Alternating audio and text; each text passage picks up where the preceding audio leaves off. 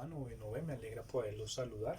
El día de hoy vamos a contextualizar nuestra segunda y nuestra tercera entrega de este segundo periodo. Entonces vamos a empezar aquí. Recuerden que ustedes tienen fecha de entrega hasta el día 20 de junio, ¿vale? En nuestra última sesión abríamos el ejercicio de nuestra segunda entrega con estas dos preguntas. ¿Se acuerdan que en la presentación hablábamos que estas escuelas las vamos a clasificar por el principio de cada uno de estos filósofos presocráticos? Hablábamos entonces de filósofos monistas, dualistas y de filósofos pluralistas. Entonces, el mismo ejercicio que hicimos en la presentación nos va a resolver esta primera pregunta. Hablábamos, ¿cuál consideras que brindó mejores soluciones a la pregunta por el origen de la naturaleza? Esa pregunta sí la responden ustedes de manera personal.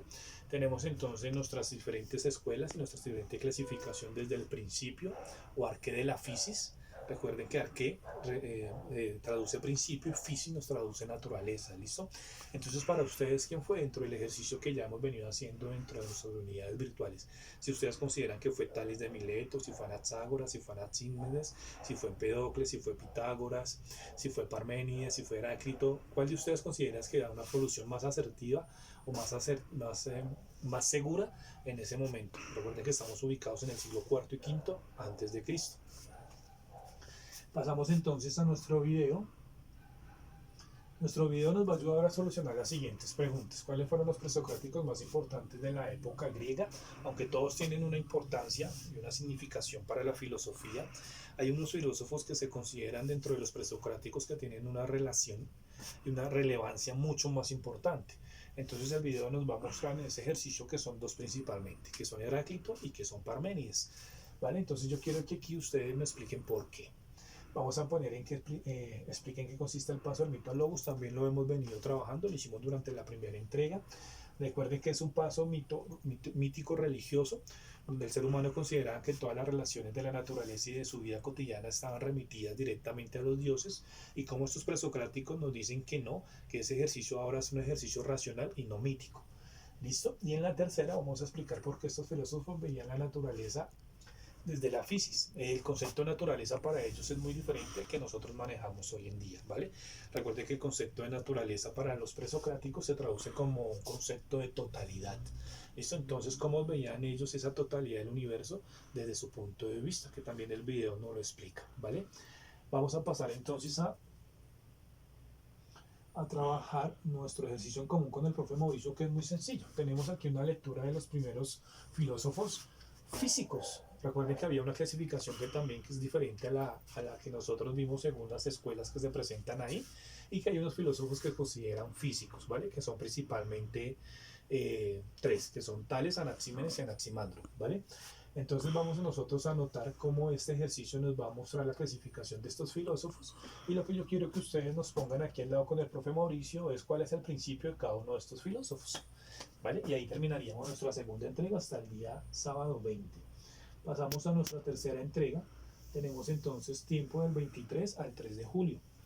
Abrimos aquí el ejercicio con dos preguntas. La primera pregunta es para nuestra época actual: ¿cuál es el aporte más significativo de la filosofía presocrática? Entonces, después de haber hecho ese recorrido que nosotros tenemos histórico, vamos a pensar aquí para ustedes cuál es el aporte más importante para nuestra época actual. Entonces podemos hablar de un aporte desde una generación ambiental. Hoy en día ustedes se dan cuenta que hay grandes movimientos en cuidado del medio ambiente, y estos primeros filósofos presocráticos se preocuparon también principalmente por esto también. Como el ejercicio de la naturaleza es un ejercicio donde nosotros estamos inmersos, ¿vale? Entonces vamos a pensarlo desde ese punto de vista.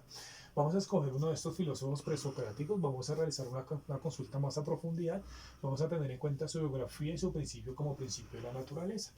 Libres ustedes de escoger el filósofo que durante este recorrido de las unidades virtuales más interesante les haya podido. No les he pedido hasta el momento datos biográficos, pero aquí sí lo vamos a hacer con uno solo de ellos. Vamos a hacer una consulta más exhaustiva, vamos a poner la imagen del filósofo y vamos a dar una caracterización, también desde los datos históricos, pero también desde su pensamiento filosófico, ¿vale? Ese sería. Pasamos entonces al video. El video tiene tres preguntitas. Realiza un cuadro donde especifica el nombre del filósofo presocrático, su origen, su explicación del principio y ciudad donde habitaba.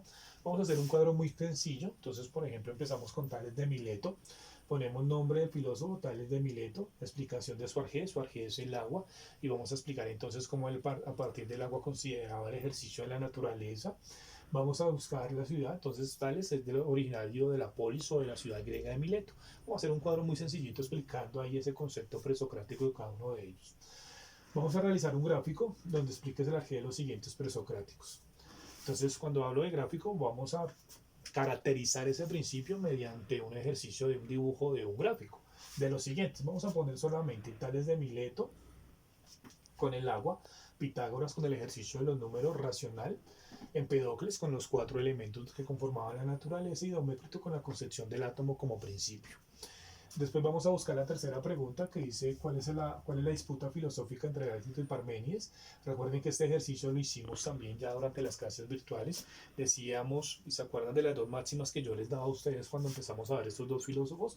Por ejemplo, en Heráclito decíamos que teníamos la máxima de que una persona no se puede bañar 2 veces en el mismo río porque todo fluye. Entonces él pensaba que dentro del ejercicio de la naturaleza era un ejercicio cambiante. Parménides decía que no, porque aparece por primera vez para la filosofía un concepto que va a permanecer, que es el concepto de esencia o el concepto de ser, un concepto muy ontológico. Entonces ustedes me van a dar cuáles fueron las dos disputas filosóficas que se presentaron ahí, ¿vale? Y ahí hemos terminado. No, nos faltaría aquí, perdón, mencionar nuestro ejercicio en común con el profe Mauricio, que va a ser muy sencillo. Después del recorrido académico que has realizado por el mundo de la física y la filosofía, elabora tu propio principio constitutivo de la naturaleza integrando una imagen explicando el porqué de tu principio. El principio que ustedes hoy en día consideren, si quieren retomar uno de los presocráticos es válido y me van a explicar por qué, pero si ustedes hoy en día a partir de todo ese ejercicio académico que ustedes ya tienen van a proponer que la naturaleza para ustedes está constituida de, pues también es válido y me van a explicar el por qué, ¿vale? Esto fue un contexto general, seguiremos trabajando en nuestras unidades virtuales, entonces nos estamos viendo muchachos de noveno, muchísimas gracias.